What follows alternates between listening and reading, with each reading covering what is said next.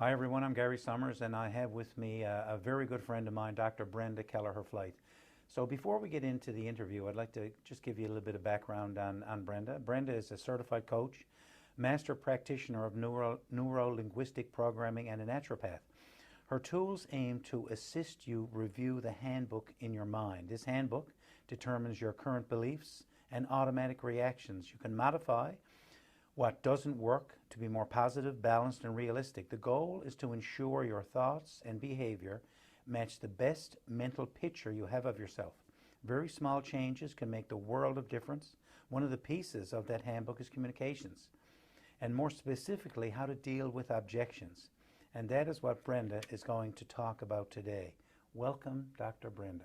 Thank you so much, Gary. It's a pleasure to be here. We've done a number of these, and I always get some wonderful information when we talk, and we've also spoken at some retreats as well. I think we're going to be doing one in June together with Lucy O'Driscoll. Absolutely. Yeah. So, Brenda, just explain to our viewers what they can expect to hear from you today. We're going to talk today about how to deal with objections. It's really critical to be aware of the automatic response your brain has when you hear an objection and the things you can do to, rather than reacting, to change your mental state to one of curiosity. So that's what we're going to focus on today. So it's interesting, curiosity. Yeah, so you don't assign a meaning to it, you just take it in and just be curious about what's going to unfold. Absolutely, because once a person objects, sometimes they don't even know why they're objecting. Yeah, I remember a book I was reading and I thought it was interesting. The guy said, I have no idea what I said until I get a response. You mean it one way and the person who's receiving it takes it a whole different way. Absolutely. Like one of the reasons objections occur is because I don't understand your intention. Right. Or I may feel unheard. So I'm going to object. Sometimes people object just to object because I don't like you or I don't like the person who's speaking. Right. So there are multiple reasons why we object. So you go in with an agenda beforehand that you're just going to object just because it's the person. Well, sometimes I always say there's 4 groups of people, not technically, but Sure. from our point of view. Yeah. The first one are people who will go along. They hear it, let's try it. The second group are people that need to think about it. They have questions. They just want to ponder it before they make a decision. The third group, I always say, are the watchers. These are the people that 6 months later see, I knew Gary's idea was a good idea and we should do it. Or if it doesn't work, they'll say, see, I told you Gary's idea was no good. Then there's my fourth group. There I call them my OMDBs. Are you familiar with that group? Never heard the term, no, but I'm sure I'm familiar with them. They're over my dead body. Oh, okay. Because just because that person said it, they're not going to go along. Okay. Okay. So I guess objections are normal. They are normal, and they are normal because the person is looking for a deeper connection. The person has sometimes a limiting belief that they don't even know they have. So there's something there that's causing them to, if I don't really care about your idea, I'm not going to say anything. Sure. If I object, you know, there's something twigging my thoughts. I may not be certain about what it is, but there's something there. So you want to lean into me. So objections can be good. It could mean that the person is listening and that they want to get more information. Objections are perfect. Right. You want objections. Absolutely. You want all the information on the table, because if a person doesn't object and they don't speak, they're the ones that are going to be gossiping about you after the fact. So the more you pull them towards you, pull the objections towards you, the better result you're going to have. I spent a bit of time doing some training, some sales training, and I would always say to salespeople, you know, when you're pitching a product, having the person object is a good thing because that gives you an opportunity then to clarify, to explain to the person. So objections means the person is interested. Absolutely. Objections are your critical point, is the people that walk away from you. Yeah, sure. That's the ones you got to worry about, not the objectors. Yeah. And I'm sure you've come across many in your career. What are the most common? The most common objections are I don't think it's right for me. I need to talk to somebody else to see what they're thinking, or I don't think we can afford it. These are common ones that you see when you're dealing with a group situation or you're spending public money. Those would be common. Okay. What are the hidden doubts? The hidden doubts that I see most of the time are, I don't see it fitting us. But I don't want to say that, because if you're putting it forward and you're my friend, or we're in lines together or some other group together, I don't want to say that. I'm thinking that I can see it fitting another town or another group, but I don't see it connecting to me. Or I see it as temporary. You know, it's a fly-by-night idea. And I don't want to say that to you to hurt your feelings, but I can't see it being the best decision or the best result. It's, and I guess part of that comes into where you need that kind of social proof that you don't want to be the first person to object, because what are people going to think of me? And I remember someone was saying, if someone is lying on the ground for whatever reason, they had a heart attack, they passed out, the worst thing you can do is say, can someone call an ambulance? You really need to point to someone and say, you with the green shirt, call an ambulance, because people just don't want to be the first to move.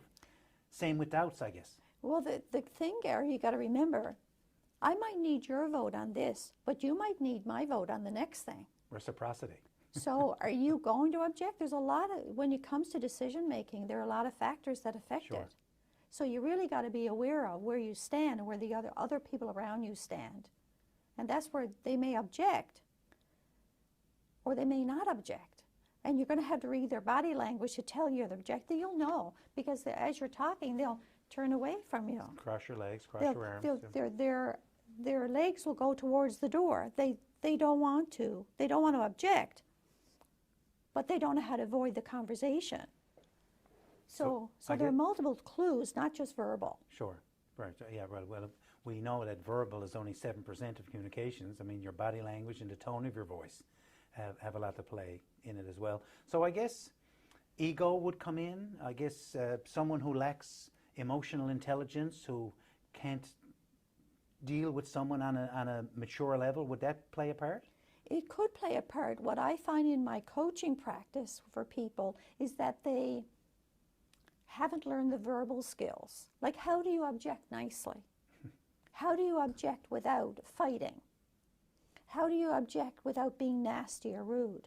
Like, I can say, my God, that's a terrible idea. Or I can say, you know, Gary, I really don't understand that idea. Could you give me more information? So those are verbal tools that we spend a lot of time coaching people, particularly people in public life and leaders, giving them they're only tools. Right. So we want to give people the tools so that they can object in a way that it can be, because if your objection isn't received, it's going nowhere. That's right. And there's a better way of communicating that than an aggressive, confrontational type of a style. Because, you know, even a simple thing like pointing and saying you automatically puts a wall up, right? You know, so, you know, avoiding the term you upset me, rather than saying, no, I don't understand. Can you clarify that a little bit better for me? You're saying the same thing, but you're certainly saying it in a much mature manner. Absolutely. And I think the fact that the brain automatically goes into fight or flight. So we have to be aware that we're not going to do anything about that. That's normal. We have to love ourselves when we go into fight mode and say, okay, am I safe? Is it okay for me to articulate what I want to say to Gary? Am I comfortable? How do I need to say it so that Gary can receive it? We have to override that flight response, or that fight response, or that freeze response, and I get brain freeze and I don't know what to say. And that's difficult when that's a habit. Absolutely difficult when it's a habit. You have to train yourself and teach yourself to take that pause before, because I love some things I read. Someone says, speak when you're angry and you'll make the best speech you'll ever regret. Because, I mean, that brain just goes into that mode, and then you feel you're attacked and you just want to fight back. Absolutely, and like habits people have is they'll cross their legs and then they'll cross their arms and they'll go into that mode, or they'll lean back as much as to say, don't even talk to me anymore, or they'll lean in with this hands on table kind of thing, like confrontational, like I'm ready to talk to you, buddy. Yeah. So what happens is our body takes over naturally because the hormones are running, those chemicals are running. So we have to talk to ourselves first. And that's the key, isn't it? That's the key, and I've never ever heard it put that way. Hit the pause button, talk to yourself first. What do you want to accomplish? Do you want to upset the person? Do you want to put them in defense mode? Because that's never going to work, is it? So talk to yourself first.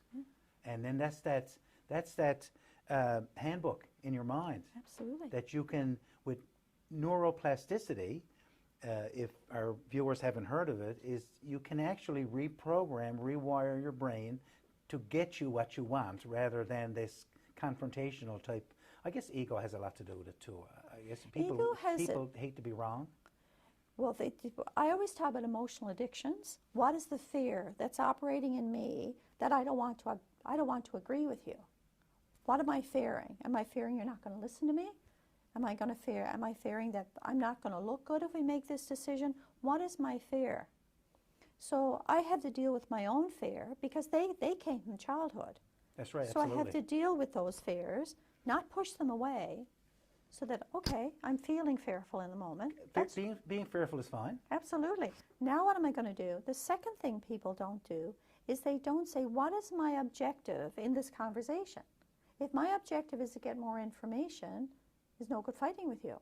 If my objection is to learn more because I don't understand what you're talking about, I have to say that. I need to know more. If I feel unheard, I need to say, I'm not feeling heard. I've made this point 3 times and nobody's acknowledged it. That's a lot better to say, I'm not feeling heard than saying, you're not listening to me. Absolutely. That's what it is, right? Is to be able to constructively express your feelings, but most people are destructive. Absolutely. When they're expressing their feelings, aren't they? They're hurt. Yeah. And they're coming from that position of hurt. And if you can come rather, yes, I am hurt. That's truth. I am hurt. So in order for me to go past that hurt, what is the resolution I need to get past the hurt versus I'm going to impose my hurt on you? Gary hurt me and I'm going to get him back. Yeah. I heard one psychologist say that anger is really an outward manifestation of hurt, fear, or resentment. Absolutely, and you got to remember, if I'm angry and I become a little bit less angry and a little bit less angry and a little bit less angry and a little bit less angry, where am I going to end up? Calm. Right. So anger, all emotions are information. They're not designed for action. They're designed for thought. Okay, I'm angry. I have every right to be angry about this. Right. Okay, so now that I know I'm angry, why am I angry? What is it I want that I'm not getting? Because I'm only going to get angry when I'm not getting what I want. Right. So what is it I want? What are they proposing? And then, is there a compromise? Is there more information? That's where the win-win comes in. If you got to come from a win-win philosophy. If Yeah. you don't, for yourself, Right. you're going to lose. Right. Not just about the other person losing, it's about you losing And I'll as even well. go a step further, that if both people aren't winning or both sides are not winning, then both sides are losing. Oh, then we gossip. Then I get off the meeting and I phone my buddy and talk about Gary, and you get off and you talk Yeah, about Brenda. And then we have these meetings outside of meetings. You know, I go to someone, I say, now look, in the next meeting, can you side with me? I need 3 votes to get this passed. Can I Right. count on your vote? So how does that help? That's the key, isn't it? How does it help? Yeah. Yeah. What are some common mistakes we make when others begin to object? Well, the first big mistake that I find in my coaching practice is that people go out of rapport. They lose their connection with the person. They cut themselves off from the person. That's one big thing. The second thing is we become anxious. And when we do, the muscles in our face become really stiff. Our mouth goes straight or droops. Our eyes go we look into the person's soul, or we look away and we won't look at them at all. Or what will happen is that we'll become so focused on what we want that we go into fight mode. We talk at them. I always say the voice is designed to go up and end at our hand. We keep our voice in our personal space. Because if I whisper at you, you can hear me, can't you? Absolutely. I don't need to yell. Right. So therefore, once I drive my voice past, I bump into the other person's personal space, and they'll automatically pull away from me. So there's a lot of tools we teach people. And those are great suggestions, wonderful suggestions. Any other mistakes when people object? Tone obviously is a big one. Tone, our tone of voice. You mentioned body language. A lot of body language mistakes. A lot of body language in that we'll hide from the person. We'll lean back. Like I had someone the other day, and they were trying to tell someone how they were feeling, and they were sitting in a chair with a high back, and rather than talking with the person, they lean back instead of rubbing their heads and go, and the other person who came in to try and have the conversation, to try and open the dialogue, was furious. Sure. They felt ignored. They felt shut down. And what happens is what we do in training and coaching, we tell people, if the person objects, say, yeah, I can hear your objection, and I might even have the same one. But let's talk about the benefits. So, yes, maybe we shouldn't do that water and sewer project. If we do it, it will save us $10 million in over 20 years. Right. So you get the person moving in the right direction rather than being closed off because of an assumption that they made about the project. Absolutely. As a mediator, which I do a lot of mediations or facilitated discussions, what I find is that when people say what they say, one of the things I say is get the word but out of your vocabulary. Totally. If you're in public office. Because but means forget what I just said, this is what I mean. Yes, or if you're going to use it, say the negative first, then but, and then change it to the word and. But in the English language, we got periods and capital letters. So say the sentence, then say the next sentence. So what happens is people then fail to communicate in a way that it can be received. And I keep saying, communication is 0 about the sender and 100, not 99, 100% about the receiver. So if I say something to you in a way that it can't be received, what's the benefit of my sending it? Right. And you brought up a good point about this word but, and Tony Robbins calls it the agreement frame using and. Mm-hmm. So if someone came up with an idea, there's two ways you can say, that's a good idea, but here's what we're going to do, as opposed to saying, that's a good idea, and here's something else to consider. Yes. So you're taking the person's feelings into consideration instead of ignoring it. Now, I guess there are times you need to say but, because you just don't agree. Are there any times? No.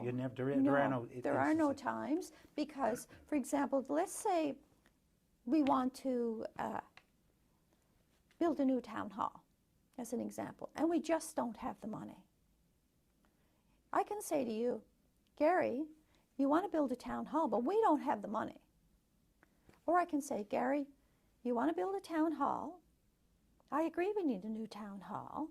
Let's figure a way we'd have to, what will we have to do to come up with the money? Absolutely. So there you I go. can still object. Right.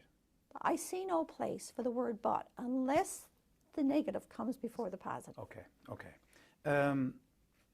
You talked about rapport. Mm-hmm. And so just spend a little bit of time explaining to our viewers, how do you stay in rapport with someone? Because that's a big part of neurolinguistic programming, about just how fast you talk and how you use your body language and your tone. And so just spend a bit of time on rapport, because I'm sure people have heard the term, because sometimes you'll meet someone and automatically you'll be attracted. Mm-hmm. Because they look like you, they talk like you, they have the same views as you do, but that doesn't happen a lot. Most times people are different. Mm-hmm. So how do you gain that rapport?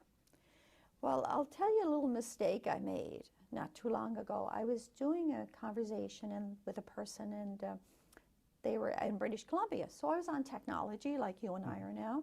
And One of the deficits in the English language is that we have 50 ways of saying the same thing. I could say to you, Gary, it's a dull day, and you might say, yes, it's dark outside. We've lost rapport. Okay. So one of the things in staying in rapport is staying facing the person, okay? Second is using their words. Right. If you walk into a room and you got a person speaking German and you're speaking English, you're going to gravitate to the people speaking English. The same with vocabulary. So if you say it's dull outside, I'm going to say, yes, it's dull. It's a really dark day. So I can still put my words in there, but I acknowledge. So I'm staying with you. So the other part that people don't like in rapport is when people stare into their soul. So we always teach people to look at a person right here, between their eyebrows. So when you look at a person there, it looks as if you're looking in their eyes. You can see everything around them. You see their body language, you see everything. So that's another thing in rapport. The other thing is staying with the conversation, with the topic. And if you're not sure the topic, confirm. We are talking about the sewage system, are we? Because sometimes people, I say, cross the Gulf and you don't know how they got there. You start talking about the sewage, the next thing they're talking about the roads. And the next thing they're talking about a complaint they got on the telephone. And then you get lost in the conversation. So you go out of rapport, not deliberately, but by not knowing exactly where they are. So we can say, what exactly are we talking about? Now, are we still talking about the roads?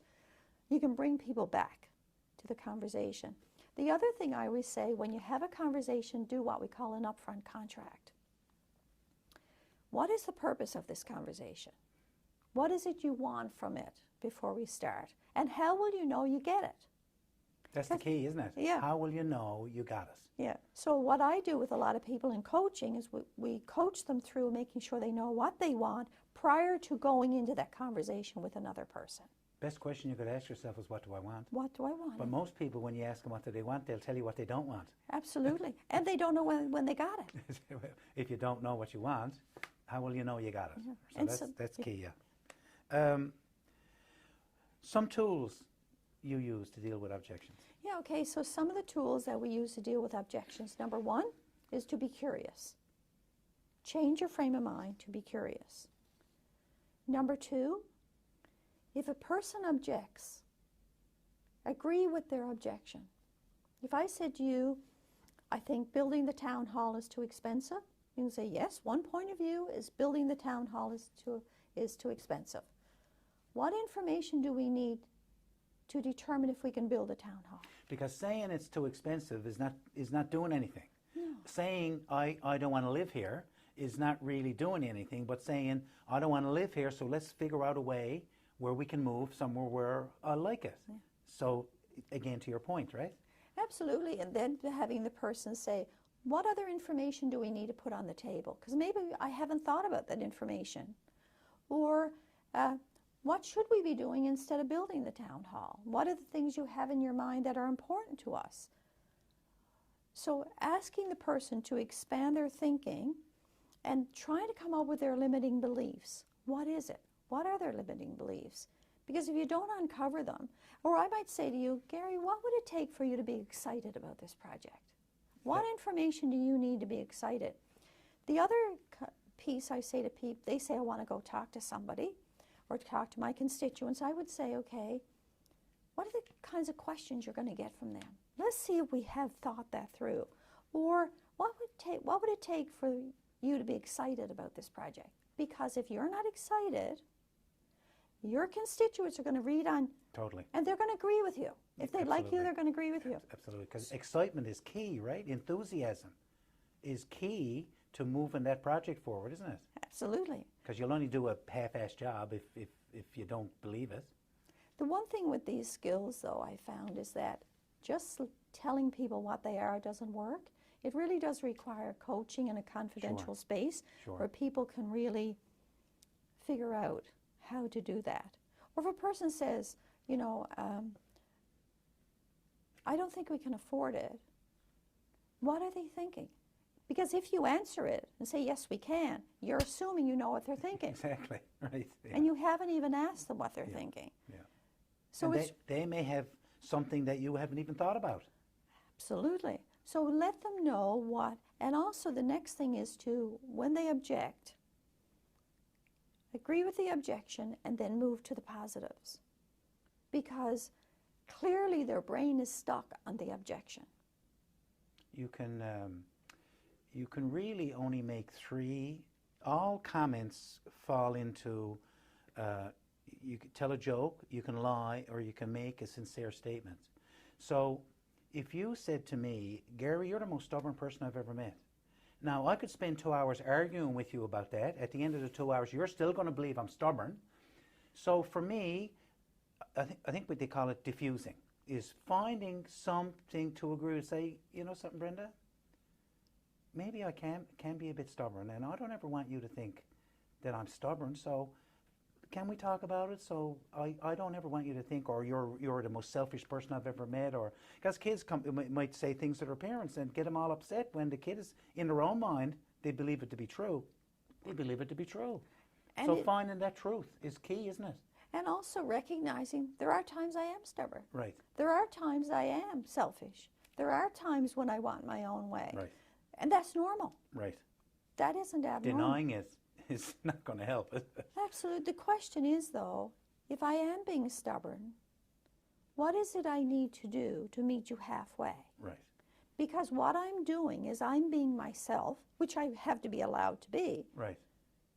What is it you need from me to see me moving in your direction, to see me moving towards compromise? Because what I want to see as compromise may not be what you want to see as compromise. Right. So I need to hear from the other person to be fair to that other person, which is critical. I want to walk toward you. So there's two kinds of strategies we talk about. Push strategies. I'm going to push you towards my idea. Come on, Gary, you know that's the right thing to do. We've been talking about it for 20 years. Like, let's just stop talking. Let's do something about it. Right. Or I can pull you towards me and say, Gary, I hear that you still have concerns. Let's talk about each of them, because clearly there's something I'm not thinking about. And I pull you towards the idea. So we want to train our people to be able to use those pull strategies, to be able to dialogue with people. And sometimes you can have the greatest idea in the world. That doesn't mean the timing is the best. Right. That doesn't mean the finances are there. And that doesn't mean your constituents are going to agree. There's a lot of factors.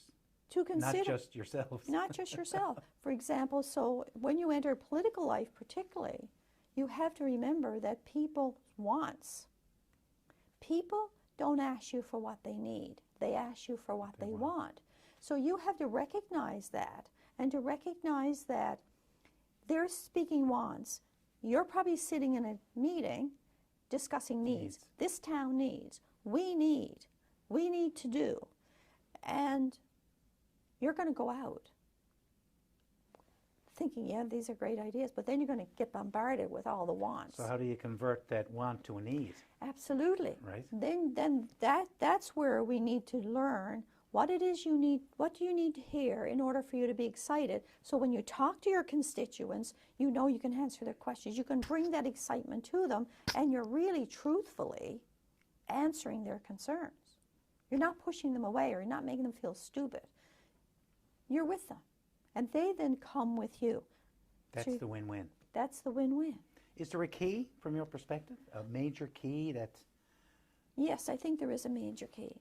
And I think the first thing is to know what you're thinking, and know what those you represent, what are they thinking.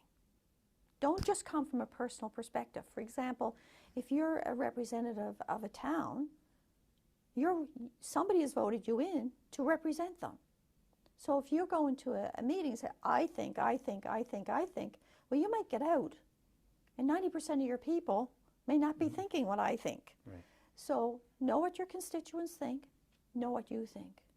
Know what your fears are. Don't run away from them. Know what your fears are.